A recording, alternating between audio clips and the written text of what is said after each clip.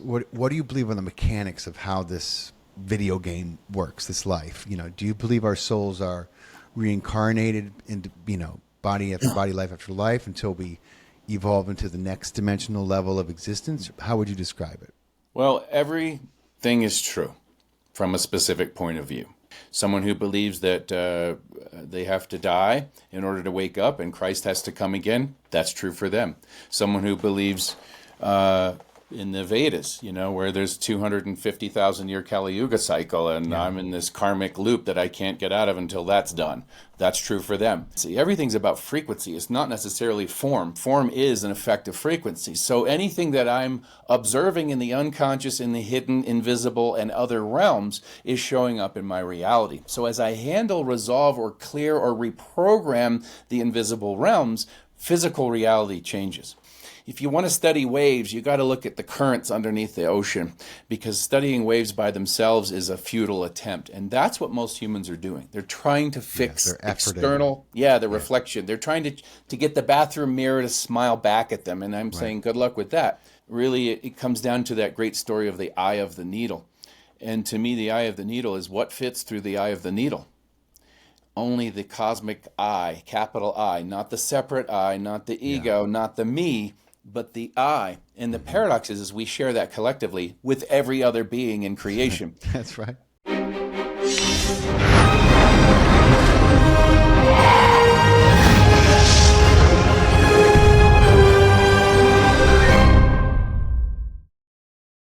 Welcome to Far Out with Faust, everybody. I am Faust Chicho, and today I'm excited to be joined by my friend once again, John Newton. A blast from the very early days of my podcast. Let me remind my audience, which has expanded immensely since we last spoke, John, who you are and all the incredible things that you're up to.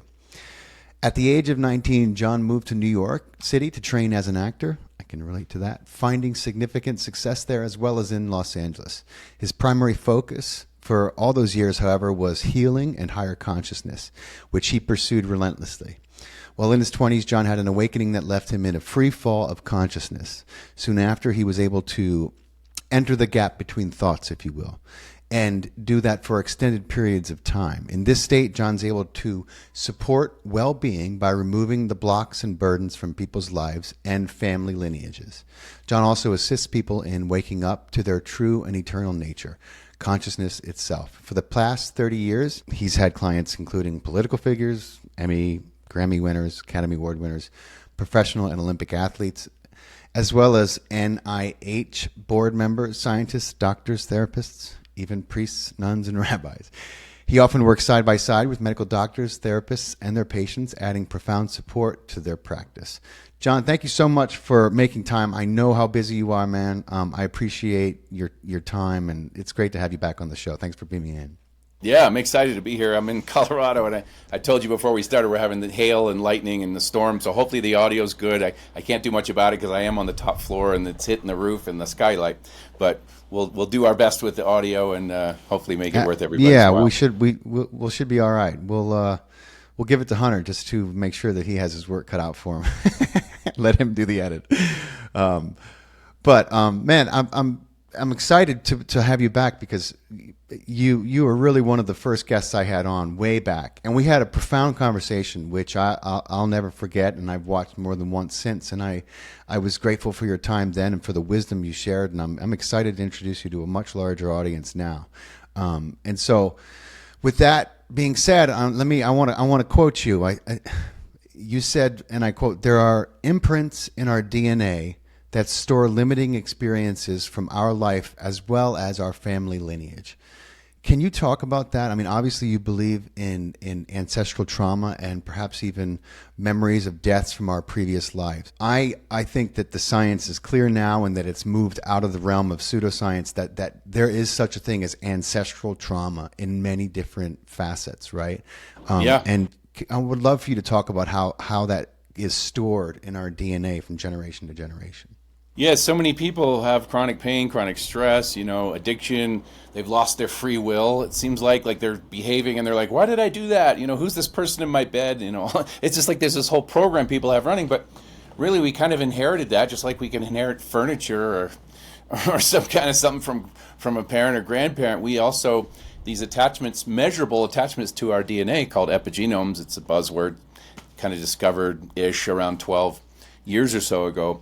But these are kind of like if you have a book and you go through with a highlighter and you highlight what you think is important in the book and cross out what you think is not important. That's kind of what epigenomes do to our DNA. So it can modify behavior, it can affect, as we said, chronic pain and stress and things like that. So the key is to resolve all of that, and we have some tools to do it. As you said, there's a little bit of woo-woo with it initially, and of course science has now proven it. They've done studies where they can show it skips generations. They've done studies with mice and humans as well, and proving that this is going on. As far as the medical approach to it, there's not a lot they can do. You know, it's sort of like saying there's this mutation in the genes. We got to live with it. Right. You know, and it's like, I don't feel that way. I feel like there's this universal mind of intelligence. You could call it creator. You can call it whatever you want. But that collective and that consciousness really gives us access to everything. So a big part of the work is triangulating with that to release and clear and really rewrite the program. It's like getting a new software, getting a new operating system on your computer. Sometimes that's enough, but sometimes we got to reformat the hard drive. And so we have tools to do all that so that we can get our life back, really. I have some dear friends who, you know, are in a kind of a constant state of, you know, chronic and disease and dis-ease, you know, those two words and how they go hand in hand. And very much, you know, they feel victimized by their life and by their health and by the conditions. And I know some of these people have been through, even in this lifetime, immense trauma, you know, that is likely part of this equation, you know. And so when I hear you talk about, you know, solutions and how do I utilize these so-called solutions, and how do I even find out if I am, you know, if this is what's happening to me? It's happening with everybody. Every human being has historical lineage, and also, like you said, from this life, stressful events that the body remembers. People think, well, the memory's in the mind. No, it's not. Thoughts show up in the mind, but the memories and the visceral, the somatic, that's stored in the body and the physiology. And if we don't shake it out on all realms, really, on all levels, not just the physiology, that's part of it. It's a big part of it, really. But and then the mind won't ever calm down. You know, so many people are trying to be mindful and they're doing yoga and they're taking ayahuasca or shrooms or whatever, thinking it's going to take them somewhere. And it can take them somewhere temporarily, but if the infrastructure is not sound, right? If the container, oh, I'm a firefighter. I'm getting a page. That is awesome. Sounds like Back to the Future. It's so rare that I'll get a page during. It's a national weather alert. I don't know if you can see that. So you don't think I'm making up the bad weather. I don't know if you can read that. I think that's the exact alert that Steven Spielberg used as a sound effect in Back to the Future when they run out of plutonium. That's funny. It sounds just like either that or I'm tripping. No, but so I swear. It starts vibrating. So at 3 a.m, I'm sound asleep and I feel the vibration or hear it. And then we get the ascending beeps. So it's kind of fun. So you can cut that out or not, but it'll probably go off again. We're getting a severe weather alert for the area. But that's fine. That's life. Where was I? So every human being is carrying stuff, right? So where is that stored? And that's what we want to shake off. That's what we want to reset. You know, there's a big thing that's talked about now is this AI, artificial intelligence, and how important it is and how it's going to save us. It's not going to save us. Without consciousness, artificial intelligence is dangerous. With consciousness, artificial intelligence is incredible. But we have to have that foundation of consciousness, and that's really the core of everything. It's the core of anybody's teachings. You want to go back to the Vedas, you want to go back to the Old Testament, New Testament. Sorry, I can turn this to, I actually have to shut it off. Really, that's the most important thing, because people have externalized their nervous system. They've given away their power, all this stuff that we're talking about that's led to a very limited life, people downing energy drinks and caffeine and all that, trying to self-medicate to show up fully. Meanwhile, they're carrying 50 pounds of rocks in their backpack that they don't realize is there. So we can clean that up, right? And then we can show up. And really, humanity for humanity to work and survive, consciousness is the only thing that's going to do it.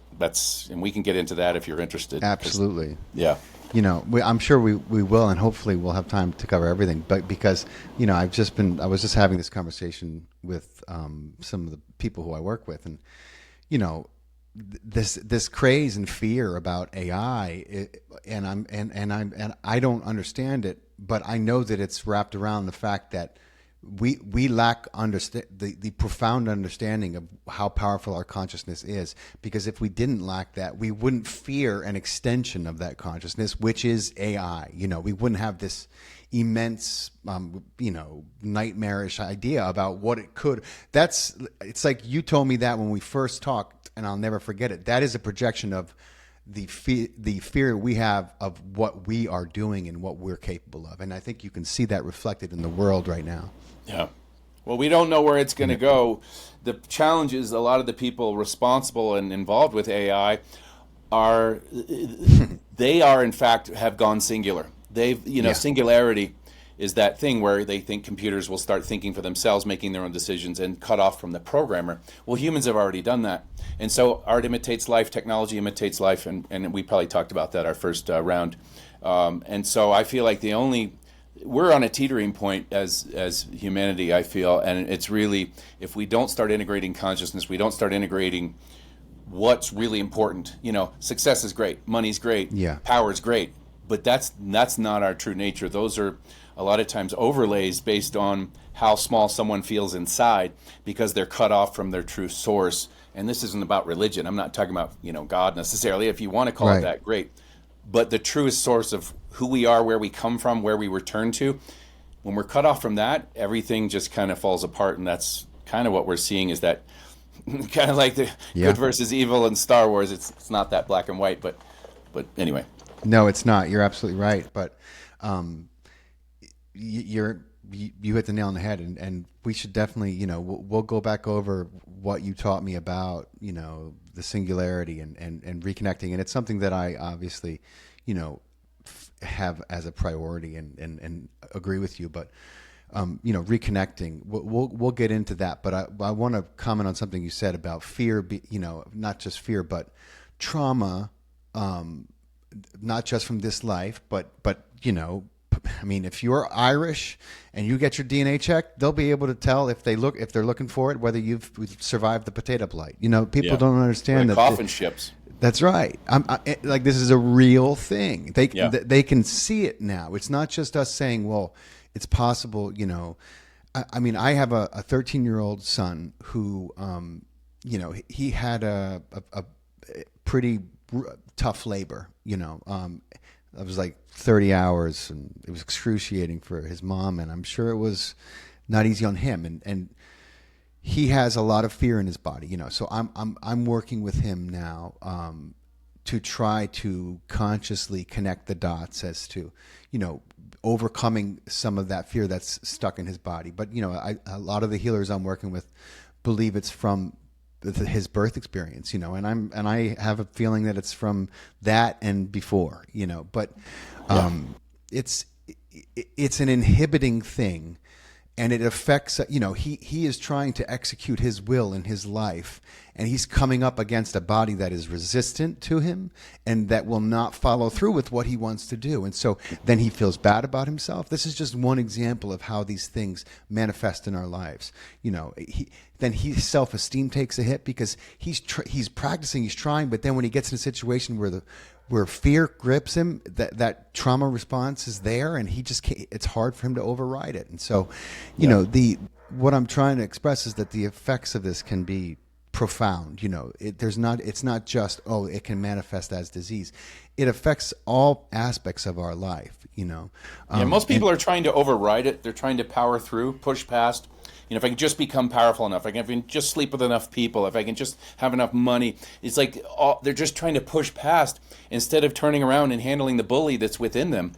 And there's never enough power. There's never enough, whatever the self-medicating, is. We could go down a whole list of that, and it just doesn't work. We got to handle what we carry, no matter where we go, there we are, as they say.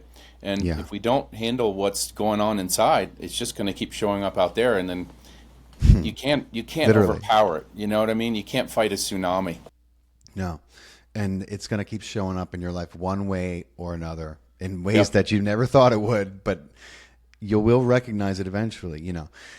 Talk to me a little bit about ancestral clearings and how we can, you know, transform and heal from past traumas, which have been, you know, programmed into our DNA by some biological software that we got, which is great for some things and not so great for other things, you know.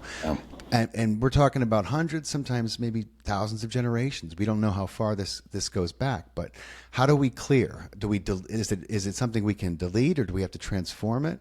Well, one of the great spiritual people that's walked the earth is Maharishi Mahesh Yogi, and he said there's three kinds of karma.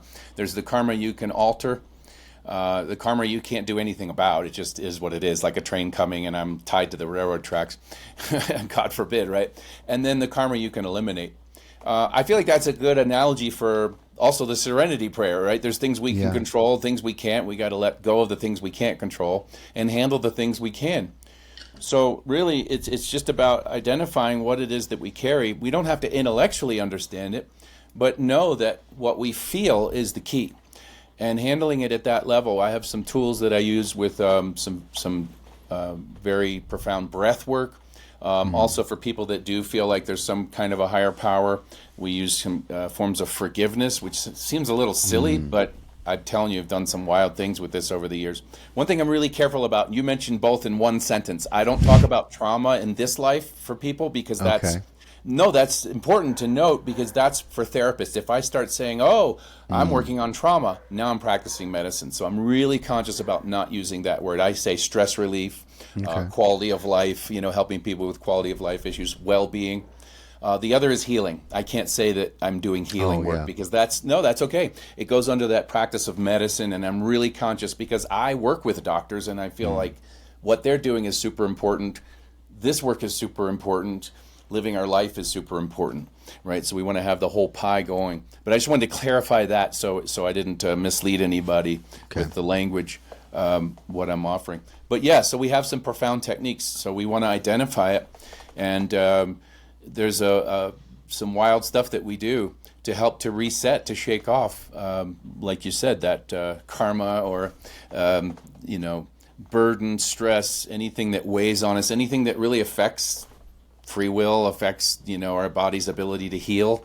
We have this brilliant immune system. We have all these great circuits and vagus nerve. All this super highway of intelligence, and it's clogged a lot of times for people, and it's blocked, and it's misfiring, and there's neural pathways that have formed based on trauma from the lineage and possibly this life that are affecting everything. The perception of truth is affected, and that's why I'm a little concerned about this AI without the consciousness. Yeah, and it's so observable every day, and the what people take away from events, how people are looking at things happening in real time, and you're just like, wow, that's how you see it. How big is the hole in your heart that you can't see this part of it? Like, how do you look past that? And I marvel at that, and I think, my God, this world needs so much healing, so much heart. I know that's not the right word to use. No, you can say the world needs healing. I just can't say that I'm doing healing. Okay, the world does need healing, right? But it's really, I feel like it's the consciousness. Consciousness handles everything. I can go into a crappy neighborhood and tell people to recycle. They're not going to listen. They're trying to survive. Right. And the same is true to humans to an extent. When they're struggling so much internally, cut off from their source energy or truth or whatever you want to call it, you can give them all the advice you want till the cows come home. It's like telling an addict, don't drink more than 2 beers. Good luck with that, right? But if they handle what's deeper, right? Where they're self-medicating, where's the pain, right? Where's the impetus to have a 5th drink, 7th drink, 10th drink, right? So when you can resolve that, then you don't have to tell them to have 2 beers. Right? Yeah. They will automatically go, I've had enough, because there's intelligence that makes all of our life work, and it helps us it leads us, it guides us in every moment. But if we've cut off from that, and I've externalized my nervous system into the internet, and I've externalized my free will into, all this stuff that's going on out in the world, and my reference is out there for truth, that's a problem. Yeah. And now you have this whole AI, which is exponentially taking the internet into something where, Arthur C. Clarke, if you see those early interviews, I'm sure you have, when he talks about this, he talks about our cell phone and how, and this is 1950s or early 60s, he's talking about this. He's like, yeah, you won't go to the library. You'll pay your bill directly on your little device with a screen. And he's describing everything that's happening. But it also comes with a cautionary tale. I just feel like we need to get back to the basics, and then we can layer in the AI. Sure. Then we can layer in, this great collective infrastructure, but not before that. And use it for good. Absolutely use it for good. The same thing happened when this Obamacare thing came about. I thought, this is a great idea, but it's not going to work, because you gotta reinvent the medical establishment and then put the forced healthcare or the socialized healthcare on it. I'm saying forced because that's how it is now, in that way. But once the healthcare system is healthy, yes, healthcare for everybody. But that's got to involve doctors getting rewarded for preventative maintenance, right? You take your car in for an oil change, not just, cancer, all hands on deck. No, we should have caught that way before. Right. So there's a whole infrastructure going on with humanity, lots of symptoms that indicate the unconsciousness and what we need to do. Yeah, that's for sure. And that's a whole nother can of worms. Yeah, it's another call. That we another podcast. I already get enough trouble talking about that, and we don't need to go into that here. Yeah, no, but I'm not even saying it's a bad thing. I'm saying doctors need to be rewarded for the good deeds and the health and the infrastructure of their patient before it gets to chronic, before it gets to 3 to 6 months. I know. But we have a system that was designed solely for monetization. Not health, not a healthy human being, but a human being that it needs to continue to renew that prescription. And I mean, sadly, that is the Rockefeller medical system that has become happened, uniform. But that too sprang from unconsciousness. Absolutely. Because there's plenty of money to be made in the preventative. These pharmaceutical companies, they have their place, and there's a lot of great medications out there. I'm not poo-pooing medications, neither are you. But at the same time, there needs to be a balance, right? We can't rely solely on antidepressants for our whole life. My feeling, I'm not saying it's true. Yeah. Because there's got to be, we got to balance it with help, getting help on all levels too. Absolutely. Sometimes, and the stranglehold that is, it's being loosened and people are becoming more conscious, and really what happened in 2020 served to really wake a lot of people up as to the medical system, that a very small percentage of people were privy and realized what this has become, whereas after 2020, 2021, people are starting to realize now that the system is not exactly set up in an ideal fashion for everyone's health. But God willing, that continues to evolve, or transforms into something that is more ideal. But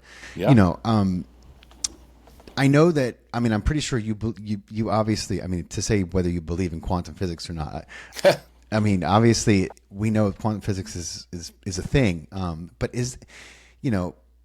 and we're seeing science support what sages and medicine men and wise men have been teaching and telling us about ancestral trauma for a while. Cultures have rituals, ceremonies, where we call on our ancestors to help us and seek guidance. And look, I've done plant ceremonies. I've had some profound experiences, things that I never imagined that I would experience in this life, that I have been fortunate enough to kind of been taken to on that kind of journey.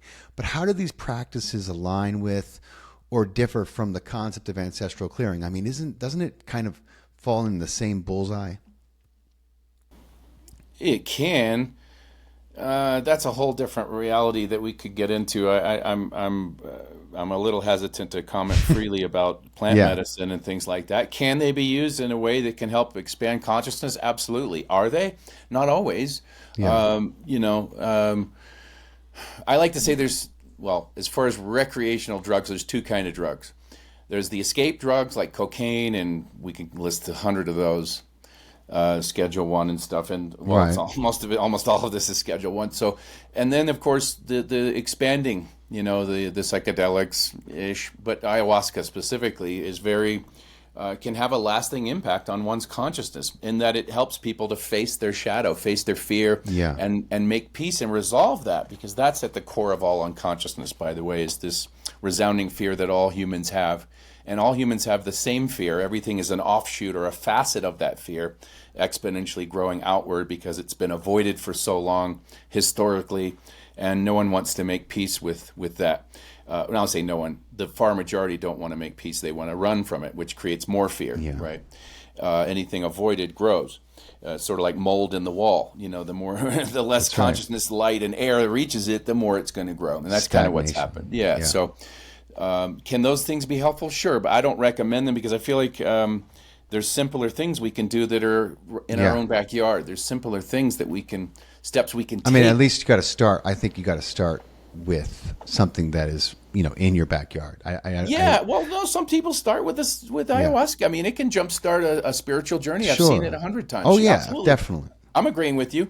I'm not saying it's a negative, but I'm saying we don't want to rely on anything externally at the end of the day, right? Right. And if you go to a restaurant now and you look at families, everybody's sitting there on their looking My down God. at their phone, and we have a thing with our family, and a lot of you do, where you have a boundary with that. It's like, hey, we're sharing a meal together. We're not going to be on our effing Right. phones. But if you look out into place, people be on a date together texting, and I'm like, who are they texting? Are they texting each other? It's I always just a want to take bizarre a picture, time. yeah. Well, it's a bizarre time, and I don't see it going away because now it's an addiction. Now it's a part of people, and I have mine. It's not like I'm Yeah. pointing fingers here.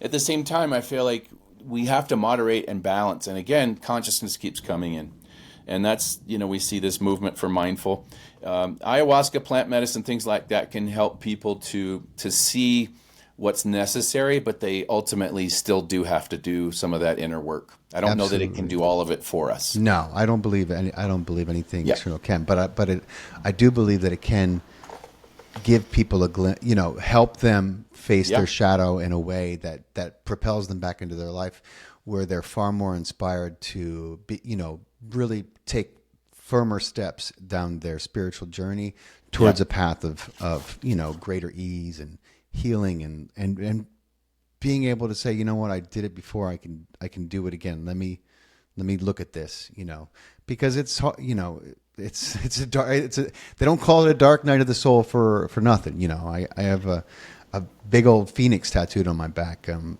it took years to get, both literally Yeah. and metaphorically, because it takes a long time to reprogram and to It doesn't have to, by the way. That's a belief.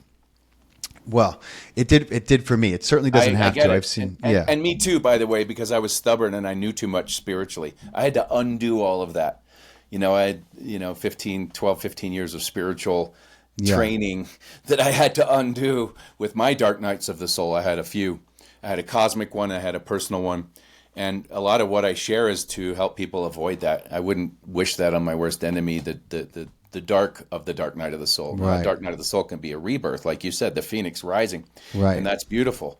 But it also depends on how rooted the ego is and how much we want to hold on and how much we want to fight. Yeah. Because that's what I was doing. I fought till the end, and then I was annihilated and out of the ashes. Yeah. I was telling my son the other day, I was encouraging him because he's discouraged about some of the challenges that I was mentioning earlier, Yeah. and I said, listen, the only reason that people want to hear what I have to say these days is because I kept rising to the challenge, and I whereas I could have, and many people would have given up, because it's not a lot of fun when you're going through it. But No. when you get over the hill, when you get to through it, you have learned a lot about yourself. And I was trying to explain to him how, at least in my perception, the things that I have to offer people that are of worth have come, at a price of my perseverance. And I don't say that to toot my own horn. I was just encouraging him to realize that, I've only gotten to where I am because I didn't give up, right? And the temptation is always to just let it go and go back and do an easier, route. But I'm trying to reach him and get him to realize that, there's so much more to him than he understands at this moment. But yeah. I don't know. It's an ongoing thing with him. And I have a feeling that that's why he came, and that's why I'm his dad. And, how things work out and agreements are made even before we get into this life. But so from your perspective, and this is very much, people talk about the whole simulation theory, and now scientists are like, yeah, there's a lot of evidence to support that. No shit, there's a lot of evidence. It seems evident to me, but what do you? I guess my question is, what do you believe are the mechanics of how this video game works, this life? Do you believe our souls are reincarnated into, body after body, life after life, until we evolve into the next dimensional level of existence? Or obviously, I'm curious because knowing time is this actual simultaneous thing. How do we? If you had to describe it to someone, how would you describe it? Well, everything is true from a specific point of view. Everything is real from a specific point of view. So depending on someone's belief system, everything you just said is true and real. Someone who believes that they have to die in order to wake up and Christ has to come again, that's true for them. Someone who believes in the Vedas, where there's 250,000 year Kali Yuga cycle, and I'm in this karmic loop that I can't get out of until that's done. That's true for them. Right? There's infinite versions of truth, and that's why there's infinite versions of religion. I don't say infinite, but there's a couple thousand basic religious beliefs or paths out there, and offshoots of that, it's probably exponential. But for me, it's really, if you want to go back to your original question about the quantum physics deal, the simplest form of that is nothing exists until it's observed. So we're observing everything that's showing up before it shows up. We're observing it as a frequency. Everything's about frequency. It's not necessarily form. Form is an effect of frequency. So anything that I'm observing in the unconscious, in the hidden, invisible, and other realms is showing up in my reality. So as I handle, resolve, or clear, or reprogram the invisible realms, physical reality changes. Mm-hmm. Most humans are out there trying to fix their physical reality, right? And I'm not saying we should just sit there and wait for the cosmic broom to take us to the moon. No, we do take action. There is an impulse. At the same time, if you want to study waves, you got to look at the currents underneath the ocean, because studying waves by themselves is a futile attempt. And that's what most humans are doing. They're trying to fix external, reflection. They're trying to get the bathroom mirror to smile back at them. And I'm saying good luck with that. So really, it's about restructuring what's on this side of the veil, what's on the internal. In the sense of that dark night of the soul, really it comes down to that great story of the eye of the needle. And to me, the eye of the needle is what fits through the eye of the needle. Only the cosmic eye, capital I, not the separate I, not the ego, not the me, but the I. And in that, there's no passing through. That's who you are. And the paradox is we share that collectively with every other being in creation. That's right. Yeah, so and from that state of consciousness, we can't imagine polluting the earth. We can't imagine shooting somebody else. We can't imagine all this crazy crap that's going on. That's only happening because the unconscious has led to a belief in separation. Yeah. A belief that you're separate from me. I got to climb the ladder at all costs. All this whatever. Yeah. But it's okay. There's nothing wrong with it. As you said, it's a grand video game or experiment. But in reference to your second question, getting caught up in the how does it work? This is a grand video game experiment. I don't know that that's going to help us. I think a lot of people get caught up in the past lives. I'm going to do another past life regression this weekend. I'm going to no, they do. No, I'm just saying some people, and they microdose and they're spreading themselves out thin when in reality, everything was right here, right? Dorothy woke up back in Kansas. She never went anywhere. Right. But to tell her that on her journey wouldn't have served her. So we got to have the journey without clinging to spiritual truths and Super Soul Sunday hopes and whatever. Okay, great. That's not going to help us. We got to have our experience. There's no substitute for direct experience in each moment. The moment leads to momentum. Everyone wants to get ahead. Everyone wants to move forward. Everyone wants to get out of the stuck patterns. Well, the moment, paradoxically, is the root word of momentum, and that's the only place that forward progress happens is in stillness, paradoxically. Yeah. Isn't that the most grand paradox?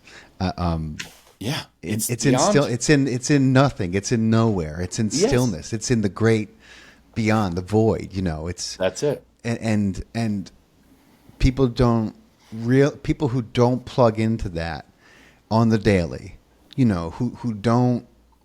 Well, they are that. That's the paradox. They are that, but they've forgotten. Well, it's been overshadowed with the mind. The mind is it's not the culprit, because the mind is a symptom, right? It goes back to the separation. It goes back to the unconsciousness, and it's not a bad thing. If I don't, that's why we're here in a lot of ways. I can't really appreciate the meal that you're making for me, right? Right. So it's about that. We get lost, disconnected, and removed, and then we find our way home. It's so sweet. And to me, that's what waking up is like you said, coming out the other side of a dark night of the soul. There's nothing sweeter when we've been asleep for so long is to have that experience. It's beyond. Absolutely.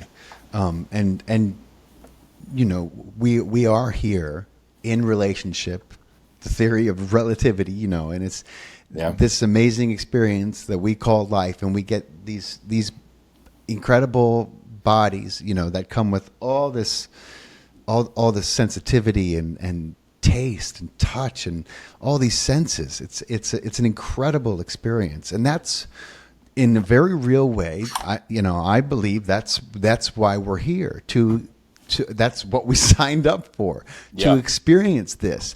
But with that comes this illusion of separation, because the only way to experience all this is to be your own entity, and I believe that's what the Creator had in mind when he decided to do this experiment. And what an awesome experiment to be able to experience everything and then continue to. It's amazing, but people forget that there's an intelligence and a source that also gives you access to this infinite amount of realities where things aren't exactly the way they were a moment ago in linear time, right? And so by plugging into and reminding yourself that you are connected to this source, this divine intelligence, there's an opportunity for a greater, and easier existence in this life. That's my experience anyway, and I know that's. And you correct me if I'm wrong or not, but that's kind of part of what you do and how you work with people. That's one experience. There's also the experience of what happens when you let all of that go. Yeah. And what happens when you let go of that there's something to let go of? What happens when you let go of that? What's left? That would be scary for a lot of people. Well, that's the mind coming back in, right? So the mind wants to fill in the void. So that's the more mind, the less consciousness, the less truth, the less light. The less mind, right? It's like Lao Tzu, do nothing, nothing's left undone.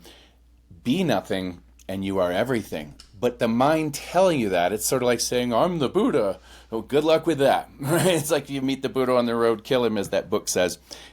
Not literally, but that's the name of a book. And it's pointing to literally what happens in this moment when you let go of everything. I thoughts, let go of everything. And let go that you have to let go. What's left?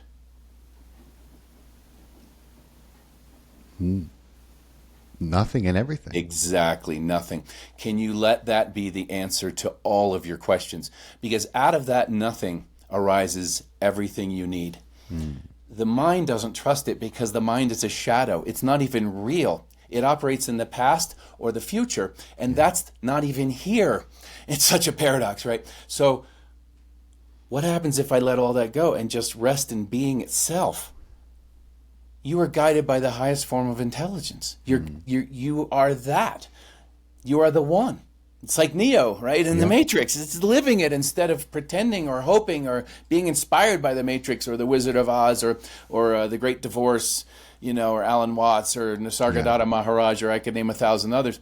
Great, but they're pointing to something. Yeah. And if we don't lay down the menu and eat the meal, it's pointless. So many people are holding onto the menu. Oh, salad, whatever. And I'm like, set that down for a moment. What's left? The experience. And the mind is afraid of that because it doesn't exist there. Yeah. And in general, people are afraid of the unknown. They don't trust it. The mind is. Yeah, the mind is, exactly. Yeah. So then let's not bring the mind into it. Let's let the mind be this peripheral coming and goings, whatever. But our attention isn't on the mind. Our attention is on this present awareness, this whatever's here. Breath, sensation, conscious space. Moment, just this present moment. Exactly. I can't know it because I am that. The eyeball can't see itself, right? And so the more it tries, the more it misidentifies. Oh, I can't see myself. I must be this. Right? I must be this. Good luck. Because eventually we get tired. And eventually we give up.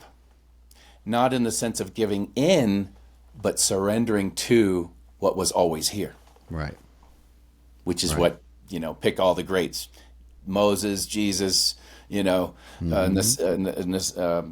Siddhartha, we could, all of them. They all said the same thing in different ways. Yeah. It's up to us to live it or not. To be or not to be. That is the question. There is no try. That's right. I'm combining Yoda with Shakespeare. That's all right. I love both. Yeah. You mentioned the word forgiveness, and this, like, I talk to so many people working on a quantum level, and I talked to one of my friends. He's a quantum physicist, and he specializes in I may be misremembering this. One of my first guests, and I met him and worked with him in New York City. But this is a dude who's kind of measuring things on a molecular level in the body with his incredible technology. And he had a stint with the KGB, not by choice, but that's what time he was alive and an expert in certain things. So they forced him to work there, and then he got out of Russia and came to the U.S. But doing some incredible work in New York and remotely around the world. But he talked about how this is something he observed in so many people. What happens to them on a cellular level when they can bring themselves to truly forgive, someone or something that happened to themselves or even themselves, in their life, and how one of the biggest things that he would see in his work, was this holding on. And when people forgave, he saw some of the most miraculous healings. And I just think that's so powerful. And that's something that anyone listening can stop and reflect on, and I always want to try to give someone something they can contemplate and consider doing maybe right now, and if that, whatever that is. But I think forgiveness is a big thing. And in this world with consciousness and where we need to go, it's going to be a big, big, big part of our future. I would love for you to talk a little more about that. Well, forgiveness is everything with my practice, but I don't start with it because most people think they know what forgiveness is. Oh, I've done that. Or they don't deserve to be forgiven. Or some other belief about what forgiveness means. Forgiveness means to offer up. It means to forego. It means to forget about. It doesn't mean to get rid of. People have been trying to get rid of their stuff instead of offering it up to the very consciousness within which it arose to begin with. So we're literally using word in a very specific recipe, but we need to bring in humility and gratitude because that makes it already so. It matches a frequency with having already been forgiven, having already forgiven. And so when we bring all that in a simple recipe, I don't talk about it right off the bat, especially when people are not onto a spiritual path or they think, oh, forgiveness or whatever. Right. I want to talk about AI. I want to talk about, oh, what's that new computer coming out next week? Oh, good. We'll Right. have fun with that. Right. But forgiveness is a way to restructure the DNA, is a way to shake off the debris. It's a way to truly make peace within ourself, our life, and the universe and the planet. Yeah. So I'd say about 80% of the work I do is based in forgiveness. But it's not just saying, oh, I forgive so-and-so. I don't know how helpful that is. Or going to the person and saying, hey, I'm really sorry for what I did. I know it hurt you. And I don't expect you to forgive me, but I just want to take responsibility. That was a shitty thing, and I'm truly sorry. That's powerful. Yeah. But even that isn't as powerful as triangulating with the intelligence that created this whole universe. What helps the monarch find the place in Mexico, what helps, the crazy wild stories we hear, all that is revolved around this intelligence. Now, if you want to call it creator, you want to call it God, you want to call it source, you want to call it whatever you want to call it, it doesn't have an ego, so it's great. Right. But we triangulate with that and we ask for help. When I'm in a small plane on the runway and it's foggy and I'm a little bit turned around and I'm a little bit lost as a pilot, and I've been in that exact situation, what do I need to do? I call the tower. Right. The tower knows. The tower's got the information. The tower can vector me to where I need to go, so I can get out safely and land safely. So it's really that triangulating. We break the whole thing down. There's a whole thing with Star of David and the Merkaba, and I get into all this stuff, but I don't have time today. But there are these 3 points, and there's other points. There's other 3 points, too, that work with it, and how it really is the crystalline structure of how life works. But the point is, the simplest point is to dismantle all the hurt and the crap and the limitation that we carry. And forgiveness is key, but also triangulating with that omniscient source, the tower, call it what you want, to help us, right? Because we can't necessarily do it on my own, just like my computer can't fix itself from a corrupted something in the software. We have to boot from an external drive, or at least a partition that's not corrupted, that can help us to fix the corruption. That's the challenge with human singularity, is that people are they're up in the mind only, accessing what they already know, and what they know is faulty. Yeah, or for most faulty, humans, I'm just corrupt. I mean, corrupt, I don't mean in a call it what you know what I mean. I don't mean it in the typical way, the way I would talk about it. No, of course not. But I get it. But no good. It's not good. There's definitely some stuff going on up there. I mean, come on. Look at the behavior. Look at the political divide. It's a joke. Everybody hates the other side. And here's the ass kicker. Excuse my bad language. It's okay. Everybody's right. Right. I know some really intelligent people on both sides. Right. And they're convinced that they're right. I know. That the other side's wrong, they're evil, they want to ruin the country, ruin humanity. They're saying the same thing, both intelligent. Right. You can't deny that. There are intelligent people on both aisles. No doubt. Both sides of the aisle, rather. But it's not about that. It's about the unconsciousness that leads to bias, that leads to collecting beliefs, that is the problem, right? It's the collection of beliefs, and that's my reference, and that's how I'm going to see the world. And in the quantum realm, that's how the world's going to show up. I'm going to get more evidence to support my beliefs. That's the unfortunate circuit, that closed loop of singularity that 99% of humans are referencing. And that's why the Middle East is still in conflict after all this time. Yeah. I just sit back and watch the wheels go round and round.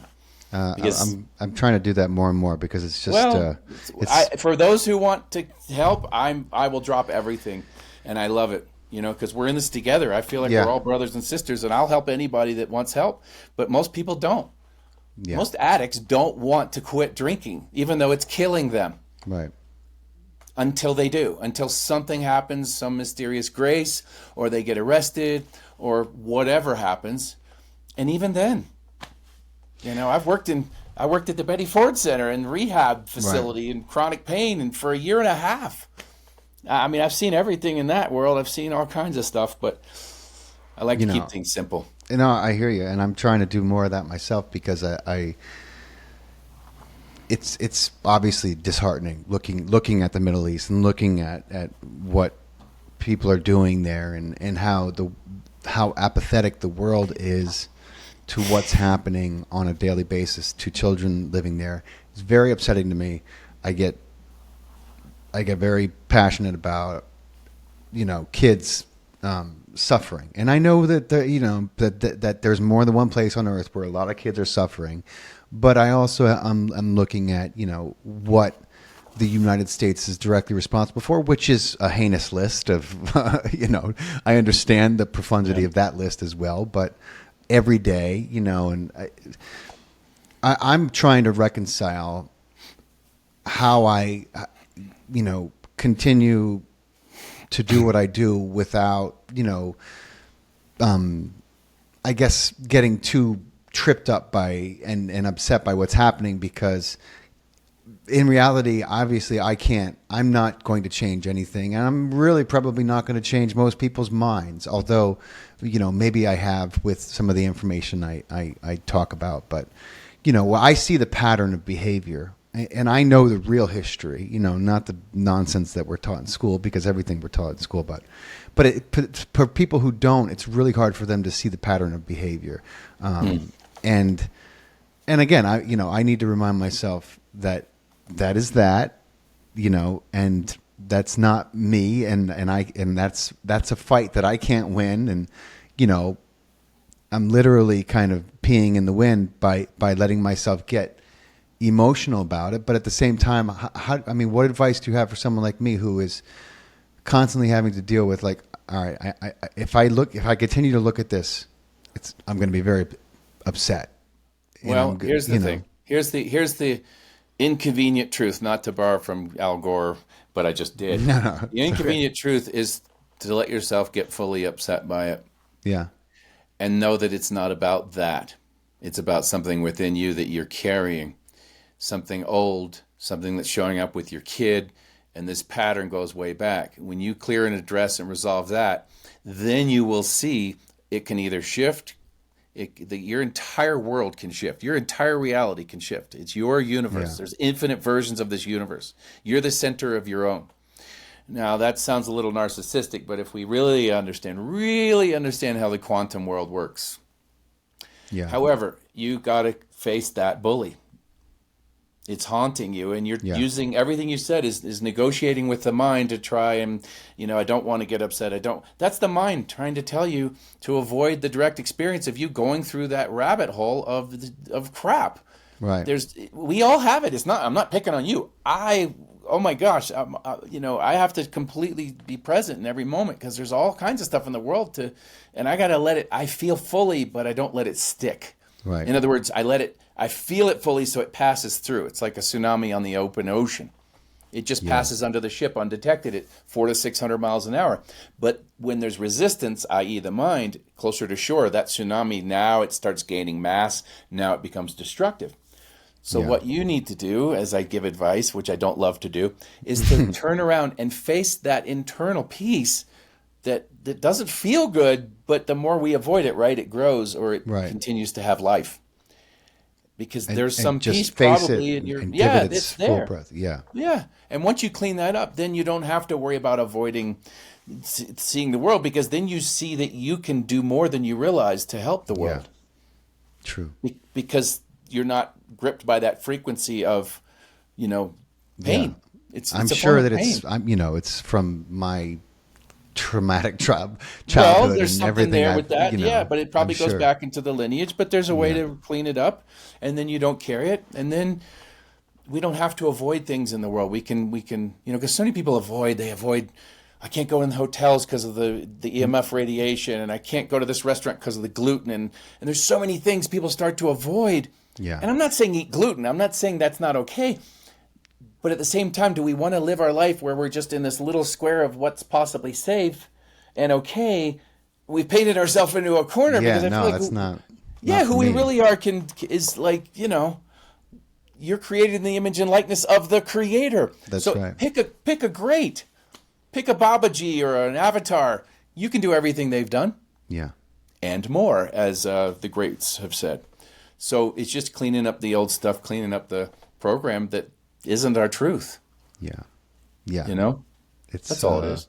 And it's not you, by the way. It's me. It's everybody. I'm not picking on. I'm using that as no, an I example. know. But I did. I asked you, so I'm, and I use myself as, so I appreciate it. But well, and having your kid, that's just like, that's a great orchestration because it puts it right in your face where you can't like hide from it. That's like, I can only imagine as a parent what that's like. Yeah.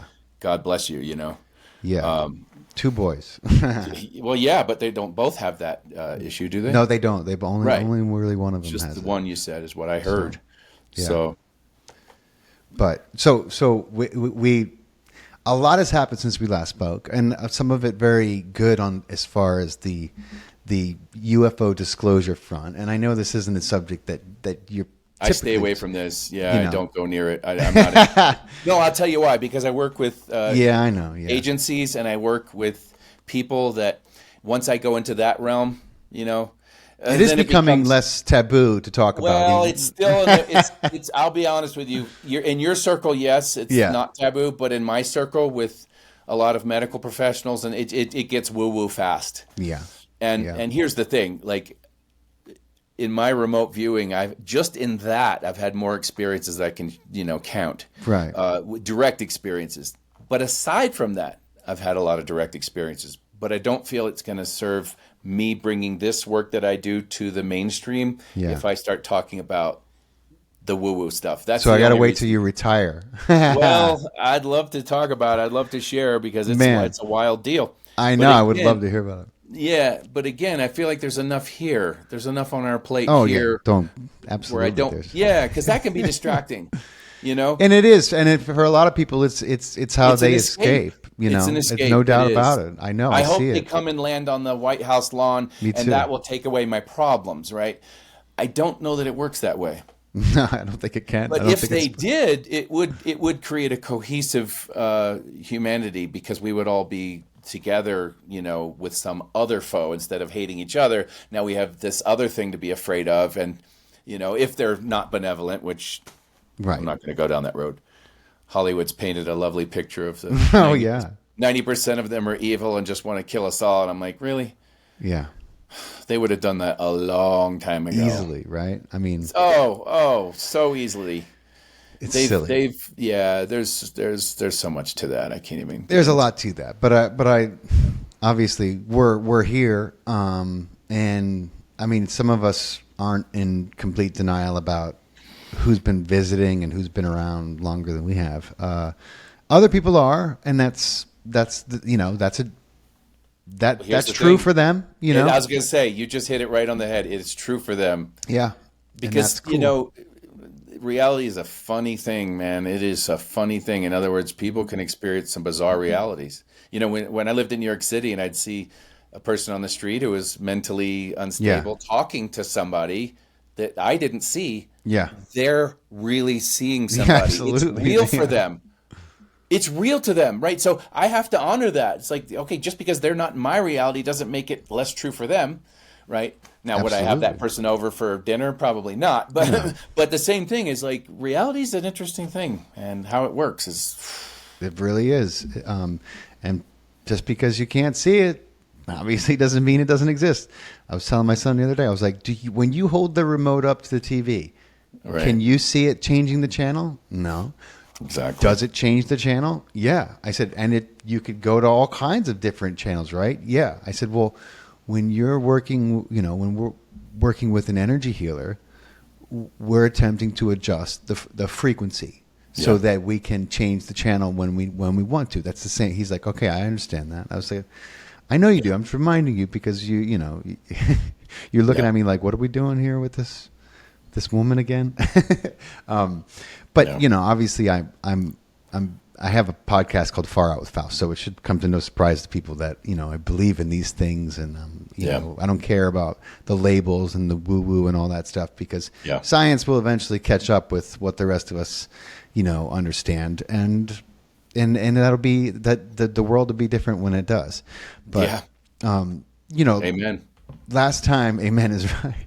We spoke a little bit about AI and you really you shared something with me that stayed with me and is really, I mean, I remember seeing Terminator 2 when I was, I think, maybe 16 in the movie theater. And, you know, James Cameron, I mean, it was like a lot of his movies. He's the one who made Avatar for everyone listening. You know, he a lot of groundbreaking movies that in one way, shape, or form bring consciousness to the forefront. And I remember being blown away by seeing Terminator 2. No fate but what we make, you know, and some of the words that he writ into that script. And you talked about how, you know, we're like a rogue AI, you know, and that the different species on this planet have found a way to live in harmony but yet we're the one harboring all this fear of AI, and we make these movies about it. And I was wondering if you could talk to that, because I'm sure that most of my audience missed that episode, and I would love So for you I to talk. think there's a miscommunication. I wasn't stressing fear of AI. Yes, that's part of it, because there's real fear around AI, because we should have fear around AI. Not saying that's all we should have. It's a caution. It's saying, hey, let's not just do this because we can, right? There's that great adage. Right. It's like, just because we can do something doesn't mean we should do something. But I'm really big on balancing this technology. We're just going as fast as we can. It's exploded. In the past 3 years, it's literally, and so here's the thing. It's this unbridled technology where we could say it's been going on for much longer, but it's become a buzzword, and it's in the psyche of humans for the last 3 years. Really, the last year, it's really taken off. I mean, I would say that, in my perspective. But the point is the problem isn't fear of AI. That fear is coming from a part of us that knows inside that there is unconsciousness. There is a lot within, unresolved, whatever you want to call it, within these people who are full steam ahead, right? There's an iceberg. I have a healthy fear of icebergs because it's my ship, and there's a lot of people on this ship. Yeah. So to say, well, the problem is the fear of icebergs. No, the problem isn't fear of icebergs. It's icebergs, right? So we want to take that fear into account and not come from fear only, but have that balance of, okay, is this going to be for the highest good? We got to look at the Japanese business model. We're not talking about tomorrow or next year, 500, 1,000 years from now. What are we going to be doing? We're all going to be like to me, the cautionary tale is not Terminator 2. It's the Matrix. Yeah. Because, you know, those in those pods, you know, in that horrible scene, they don't realize they're asleep. No. That's the problem with unconsciousness, is the unconscious version, just like an addict. An addict is making decisions. Their best thinking is leading to more of the same, because they don't realize, they haven't cognized truly on a levels that there's a severe problem. And the same is true with a lot of humans. So they're just, you know, they're in this loop.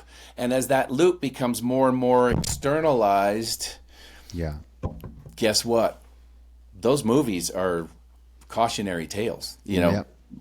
Yeah, so many 2. movies, you know. Well, there's lots of them, and man, it's crazy how the like, you know, and I think in a real way, some of these filmmakers are only they themselves are only partially conscious. Of course they are. Of what they're creating, you know, because it speaks on so many levels. It's like, you know, this person is not that spiritually evolved. I used to make this joke. If I was the leader of the world, I would make a law that says you can't write, produce, or direct a movie until you've had a year of therapy. Right? So that's all. And then, you know, it's a joke, right? But I'm just saying, like, are you serious? Like, some of this twisted stuff that we're calling entertainment, and people love it. People are eating it up, right? And I'm not saying everything has to be like What Dreams May Come, frou, you know. It's like, seriously, that's the best we can do? No. Arrival. You know. Not the one with Charlie Sheen, but the one from 5 years ago with Jeremy Renner. That kind of film. That is a good film, I thought. Profound, right? Yeah. So, I mean, we have but look at you have a phenomenon like Game of Thrones. I mean, it's like you have tens and millions of people tuning into this kind of like and murderous betrayal, and don't get me wrong, I watched a couple seasons of it, and that was back in the day when I had more of a capacity to watch. So I don't anymore because I don't really want to watch. I mean, I'll watch sci-fi sometimes because I have this healthy relationship and separation from it where I can watch. But everything else, I don't. I'd rather not. I don't want to put anything in my life that I may just manifest. That I don't want. Squid Game, or what's that called? The Squid. Yeah, I mean, oh my God! My son watched one episode. He was so disturbed by it. It bothered him for like a month. I tell my kids all the time. Series. No, I'm like. And then there's a lot of, and it won awards. Of course. PlayStation and Xbox games where I'm just killing and people are killing and, nuclear Armageddon and all. It's fine. It's a way for the shadow to vent steam, I guess, to a point. But at the same time, where's the balance? Yeah. Like these kids that live in that only, that's all they're seeing over time. It's having a reverberation. But again, I don't think even that's the problem. My mom's hilarious. Right. She says that porn is the reason men commit horrible sex crimes. I'm like, Mom, porn is just a symptom of people craving that thing. It's not leading to more. My mom's very Catholic. Those were around well before that. Well, exactly, but that's not even the point. I'm like, I'm not promoting porn. I'm just saying, Mom, porn isn't the problem. Porn is a symptom of the problem. Right. In other words, there's this addictive thing that's going on. It's true. And that's fine. You're absolutely right. But, it's all the same. Yeah, so we got to deal with the roots of stuff. If I don't handle the roots in my garden, the weeds are going to grow back. Yep. And that's the issue. Everybody's trimming weeds and planting more, flowers. I'm like, okay, good luck with that. Let's handle the weeds at the root of things, right? Because that's really what the work is that I offer, is to handle that. And then we can plant whatever's in our heart. We can plant whatever. Why did we come here? Was it to struggle? Was it to feel like a victim of the other political agenda? Yeah. Was it to, you know what I mean? It's like, why are we really here? Now, I'm not saying it's the same for everybody, but it's in your heart. It's written into your code. It's there. Even though clouds have obscured the sun is still there. Right. So it's getting in touch with that again. And starting from there, it's really a square one reset, to borrow from the movie... was it not Source Code? It was the Ready Player One with Matt Damon. When he with Emily Blunt. What was that movie called? Oh no, Tom Cruise. You mean? No, not The Edge of Tomorrow. It's the Adjustment Bureau. The Adjustment Bureau with Matt Damon. That's right. Have you not seen that? I have seen. It's been a while since I saw it. You have to see it tonight. It is Adjustment Bureau is freaking awesome. Oh, but anyway, it's like I won't forget. I'm looking for something to watch. It's hilarious. They do a square one reset, which involves what's his name from Mad Men using an Edgar Casey Violet Ray on the guy. Oh, really? Yeah, it's really funny. I'm cool. I have one of those, but it's like, but the movie's great. It's really good. Oh, that's awesome. I'm going to check it out. You got it. Source Code, Adjustment Bureau, Edge of Tomorrow. Yeah, I've seen. They're all kind of like reset the day, relive, make the day right. It's like Groundhog Day on steroids. Yeah. I'm definitely going to check it out. Question. So I personally don't believe that we evolved from apes or monkeys, just like I don't believe that dogs evolved from the wolf. I mean, I don't know. Call me crazy. I just look at it's just, I feel like dogs were chosen and evolved to help humans, and to be and reflect what unconditional love is for humans in a lot of ways. I know this is a crazy. Are you tracking this back to Sirius and the Dogons? And I'm gonna. And the dolphins. And the fact that we have a lot of text to support the Anunnaki legends in Sumeria. I think that eventually this notion that we evolved from primates is going to go the same way as the dinosaurs, because you don't evolve while you're still alive with the same species, and I don't know.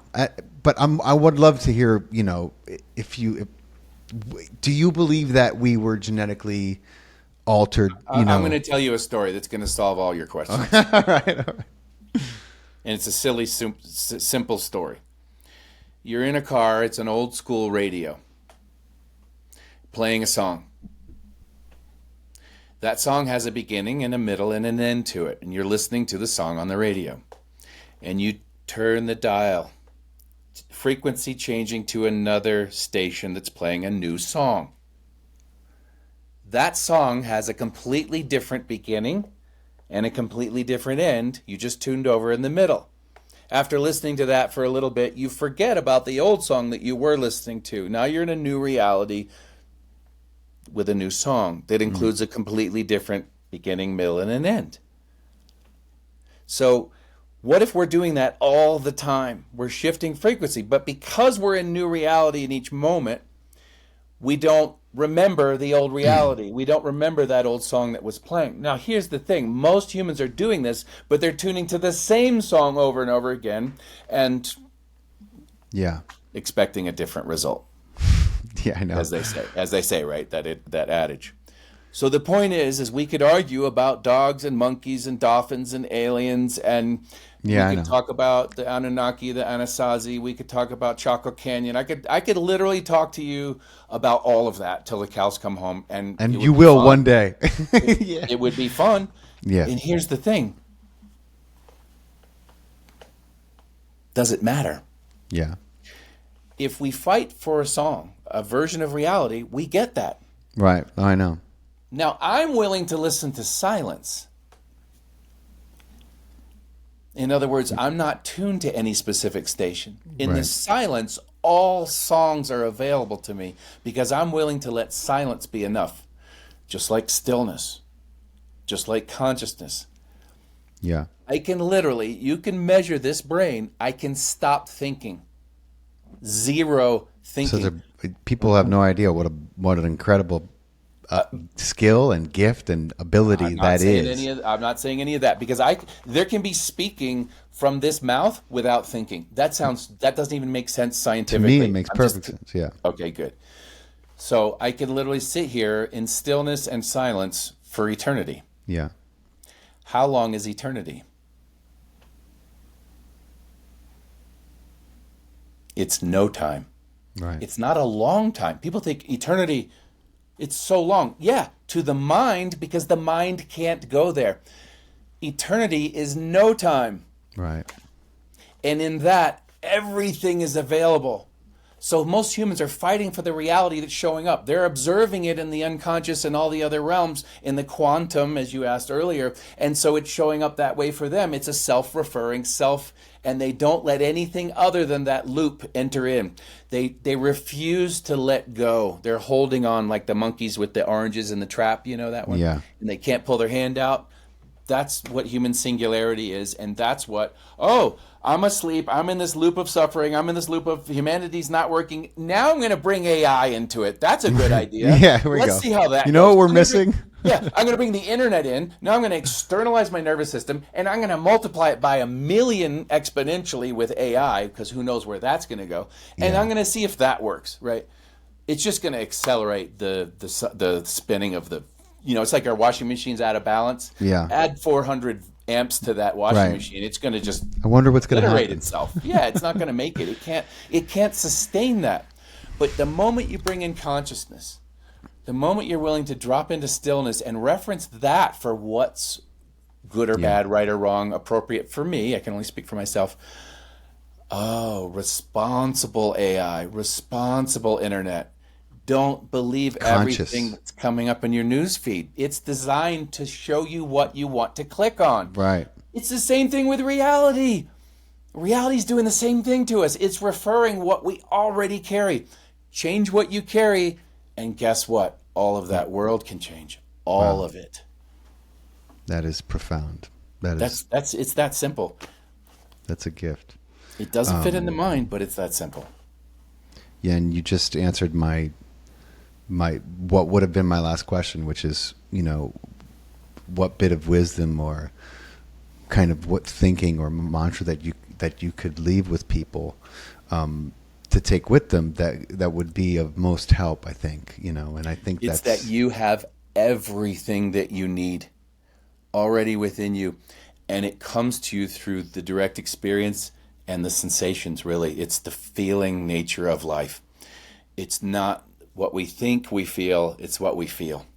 It's not what we think.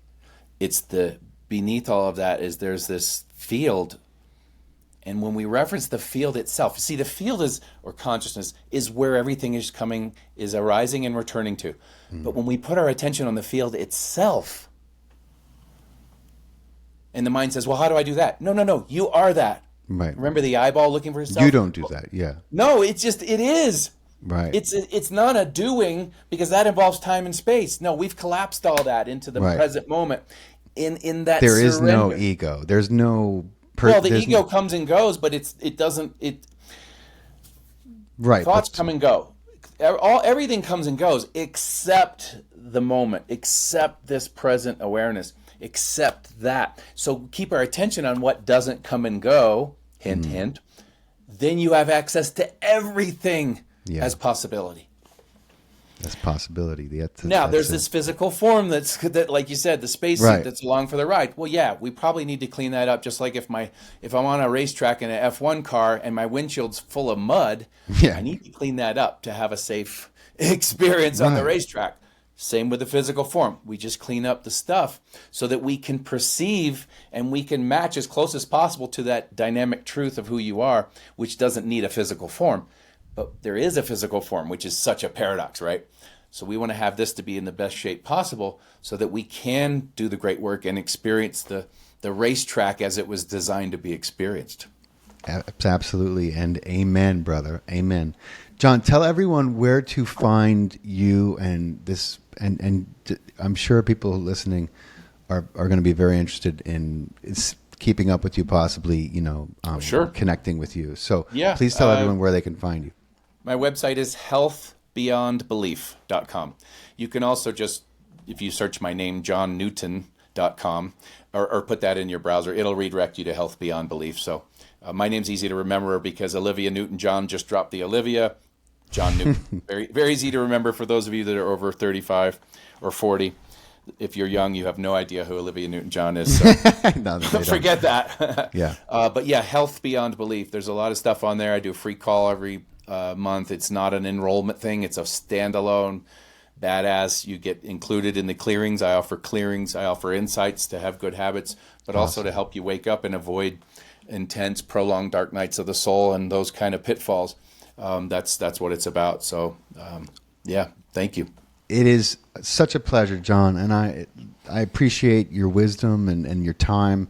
I learn immensely from our conversations. I'm always left with a little better understanding of how to navigate, and at least try to do things with greater ease, and also why things are showing up in my life. So I appreciate your time so much, and I'm grateful, man. It's good to catch up with you. And thank you. Yeah, I love that you're doing your work and spreading the good news, and it's a beautiful thing. So I appreciate you having me on here in your sacred community. Absolutely, my far out family. You're a welcome member, brother. So thank you. Thank you again, and I'll be in touch with you when this is going to come out. And for everyone listening, check out John's work. Don't forget to hit the subscribe button. Way over half of you guys who are listening are not subscribed, so please don't forget to hit the subscribe button. If you enjoyed this podcast, let me and John know in the comments and leave us a 5-star review. That would be awesome. Thank you again, John. I appreciate your time, brother. Thank you. You take care, man. All right, bless you. Bye.